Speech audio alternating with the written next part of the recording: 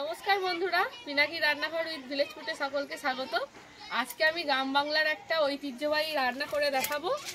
আর এটা দেখুন, এখানে দিছি ফুলকপি নিয়েছি। এই ফুলকপি দিয়ে পুলি পিঠে আমাদের এই গ্রাম বাংলায় শীতকালে পৌষ মাসে বিশেষ করে পিঠেটা খুব খাওয়া হয়। আজকের আমি তাই পিঠে বানিয়ে দেখাবো, পুলি পিঠে বানিয়ে দেখাবো।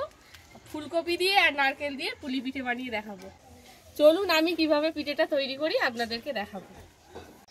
পুলি পিঠের পুরটা তৈরি করে নেওয়ার জন্য আমি এখানে ছোট ছোট ফুলকপি কেটে নিয়েছি, আলু কেটে নিয়েছি আর মটরশুঁটি নিয়েছি। এটা দিয়ে একটা ফুলকপির তরকারি করব। আর তার সাথে করব নারকেলের ছাই। এটা নতুন গুড় দিয়ে তৈরি করব। পিঠের জন্য আমি প্রথমে ফুলকপির তরকারিটা তৈরি করে নেব। পিঠেটা তৈরি করে নেওয়ার জন্য আমি এখানে কড়া বসিয়ে দিয়েছি আর দেখুন উনুন জ্বালিয়ে নিয়েছি। এবারে কড়াতে সর্ষের তেল দিয়ে দিচ্ছি। প্রথমে ফুলকপিটা ভেজে নেব।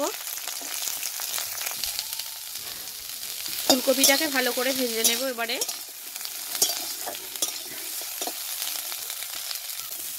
দেখুন ফুলকপিগুলো ভেজে নিয়েছি খুব ভালো করে। এবারে আলু ভেজে নেব। আগে পিঠের জন্য আমি একটা শুকনো মশলা ভেজে নেব। দেখুন এখানে গোলমরিচ, এলাচ, লবঙ্গ, দারচিনি আর সামান্য একটু জিরে শুকনো খোলায় ভেজে নিচ্ছি। এতে কিন্তু পিঠের পুরের মধ্যে যে টেস্টটা হবে। আলু আর এখানে একটা ফোড়নে তেজপাতা দিচ্ছি, দিয়ে খুব ভালো করে ভেজে নেব।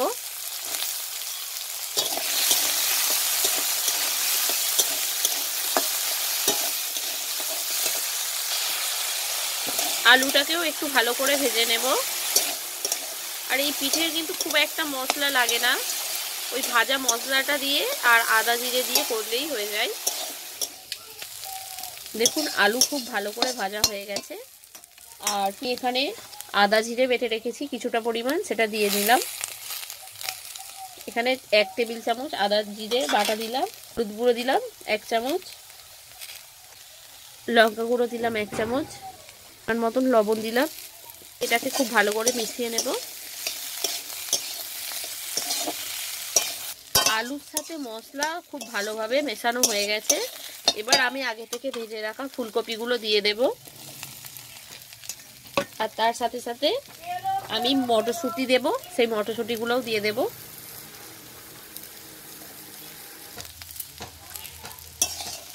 এবার খুব ভালো করে এগুলোকে একসাথে কষিয়ে নেব।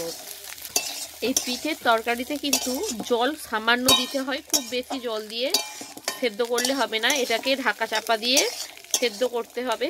জল কিন্তু দিলে হবে না, জল দিলে কিন্তু পিঠের পুরের যে স্বাদটা সেটা নষ্ট হয়ে যাবে আর পিঠে ভেঙে যাওয়ার চান্স থাকবে। তাই এই তরকারিটা করার সময় কিন্তু জল দিলে চলবে না। জল প্রয়োজন হলে অল্প সামান্য একটু দেয়া যাবে, কিন্তু না দিলেই ভালো। আমি এইভাবে কিছুক্ষণ ঢাকা দিয়ে রান্না করে নেব। দেখুন আমি এই ফুলকপির তরকারিটাকে ঢাকা দিয়ে দিয়ে রান্না করে নিয়েছি। এতে কিন্তু আমি একদম অল্প জল ব্যবহার করেছি। আপনারা পারলে না জল ব্যবহার করেই করবেন, তাতে কিন্তু পিঠেটা খুব ভালো হবে। হয়ে গেছে তরকারিটা আমার, হয়ে গেছে। এবার তরকারির মধ্যে আমি একটু ভাজা মশলা গুঁড়ো করে রেখেছিলাম, সেটা দিয়ে দিলাম। পুলি পিঠের জন্য এরকম তরকারিটা কিন্তু ঝরঝরে রাখতে হবে, একদম কিন্তু রসালো করলে হবে না। আমার পুলি পিঠের জন্য তরকারিটা হয়ে গেছে। এবারে নামিয়ে নেব এটাকে। এখানে আমার পুলি পিঠের জন্য তরকারিটা হয়ে গেছে। এবারে আমি ছাইটা তৈরি করে নেব। দেখুন এখানে নারকেলের ছাই করে নেওয়ার জন্য আমি এখানে গুড় দিয়ে দিলাম। এটা নতুন যে পাটালি গুড়, এই গুড় দিলাম। দেখুন এখানে আমি গুড়টা একটু জল দিয়ে সামান্য গলিয়ে নিচ্ছি, নিয়ে তারপরে আমি এখানে নারকেলটা দিয়ে দেবো। দেখুন গুড়টা আমি গলিয়ে নিয়েছি প্রায়। এবারে আমি এখানে নারকেল কুড়িয়ে রেখেছিলাম আগে থেকে একটা, সেই নারকেল কুড়াটা দিয়ে দিচ্ছি। এবারে মিশিয়ে নেব।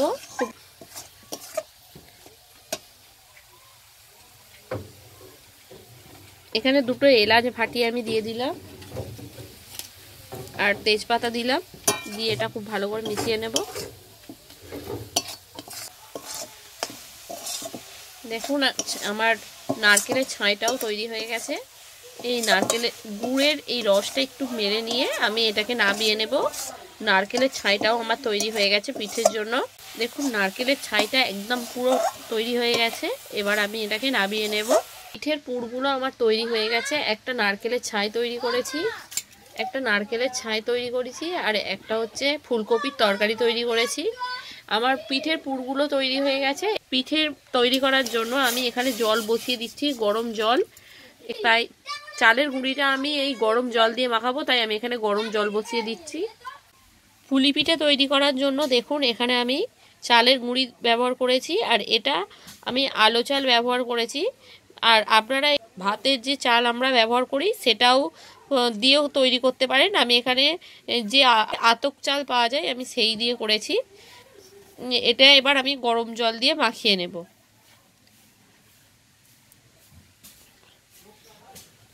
চালের গুঁড়িটা খুব মিহি করে নেবেন, একদম মিহি করে গুঁড়ো করতে হবে, তবেই পিঠেটা ভালো হবে। দেখুন আমি পিঠের জন্য এরকম গরম জল, ফুটন্ত গরম জল ব্যবহার করব, তবেই আমি এই চালের গুঁড়িটাকে মাখাতে পারবো। এই ফুটন্ত গরম জল দিয়ে আমি চালের গুঁড়িটাকে ভালো করে মাখিয়ে নেব।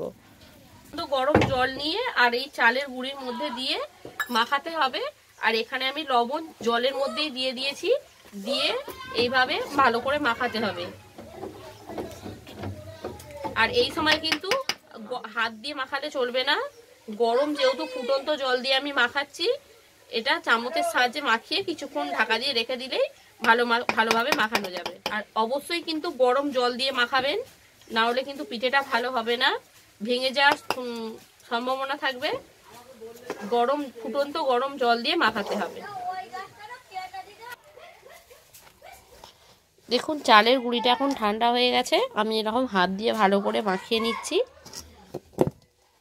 এবার একটু ভালো করে থেসে থেসে মাখিয়ে নিতে হবে। দেখুন আমার চালের গুঁড়িটা খুব ভালোভাবে মাখানো হয়ে গেছে।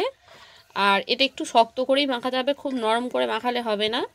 আমি এখান থেকে একটা ছোট লেচি কেটে নিচ্ছি। দেখুন হাতের মধ্যে একটু তেল মেখে নিয়েছি, আর এরকম ছোট একটা লেচি নিয়ে নিয়েছি, আর এরকম খুলি করে নিতে হবে।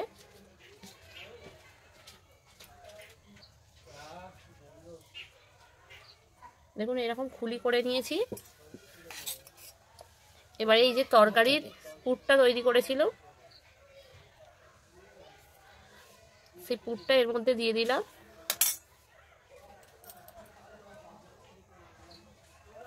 দিয়ে দেখুন এইভাবে মুখটাকে মুড়ে দিতে হবে।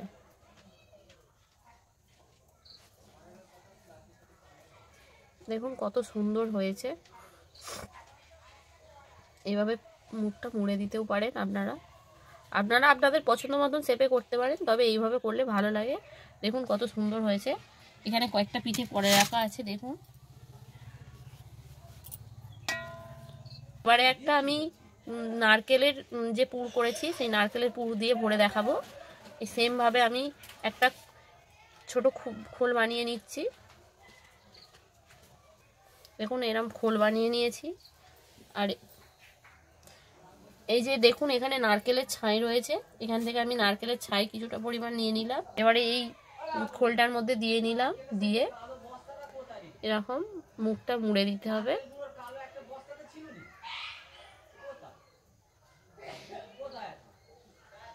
দেখুন এখানে আমি আর একটা ডিজাইন করছি, এইভাবে তৈরি করে নিচ্ছি। এইভাবে সব পিঠেগুলো আমি তৈরি করে নেব। এখানে কয়েকটা পিঠে তৈরি করে নিয়েছি। এবার পিঠেটাকে আমি সেদ্ধ করব। দেখুন এখানে একটা মালসা বসিয়ে দিয়েছি হাঁড়ির মধ্যে। হাঁড়িতে কিছুটা জল দিয়ে এখানে একটা মালসা বসিয়ে দিয়েছি। আর এই মালসাটা দেখুন মালসার মধ্যে ফুটো করা আছে, কিন্তু দেখতে পাচ্ছেন মালসার মধ্যে ফুটো করা আছে। আর এই হাঁড়ির মধ্যে মালসাটা আমি বসিয়ে দিয়েছি, জল ফুটে গেছে। এবার আমি এর মধ্যে একটা একটা করে পিঠে দিয়ে দেব।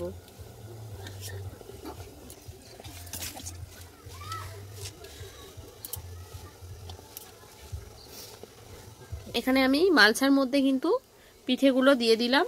আপনারা এখানে স্টিলের ঝাঁঝরিও ব্যবহার করতে পারেন, তবে আমরা এখানে মাটির এই মালসার মধ্যে করেছি। এতে কিন্তু টেস্টটা পিঠের আরও সুন্দর হয়, সেই জন্যই আমরা এই মাটির মালসার মধ্যে করেছি এইভাবে। এবার এরকম ঢাকা দিয়ে কিছুক্ষণ সেদ্ধ হতে দিতে হবে। দেখুন 15 মিনিট হয়ে গেছে, আমি পিঠেটাকে যে ভাপাতে দিয়েছিলাম হয়ে গেছে। আর 15 মিনিটই ভাপাবেন, এর থেকে বেশি ভাপাবেন না। দেখুন কত সুন্দর পিঠেগুলো সেদ্ধ হয়ে গেছে। আর দেখুন একটাও পিঠে কিন্তু ভাঙেনি, পুরোপুরি সেদ্ধ হয়ে গেছে। এই আমি যেভাবে করলাম এইভাবে করুন, তাতে কিন্তু পিঠে একটাও ভাঙবেও না আর খুব সুন্দর হবে পিঠেটা। আমার এই পিঠের ভিডিওটি কেমন লেগেছে অবশ্যই কমেন্ট করে জানাবেন। ভিডিওটি ভালো লাগলে অবশ্যই লাইক করবেন। আর নতুন নতুন ভিডিও পেতে চ্যানেলটি সাবস্ক্রাইব করে নেওয়ার অনুরোধ রইল। টাটা বন্ধুরা।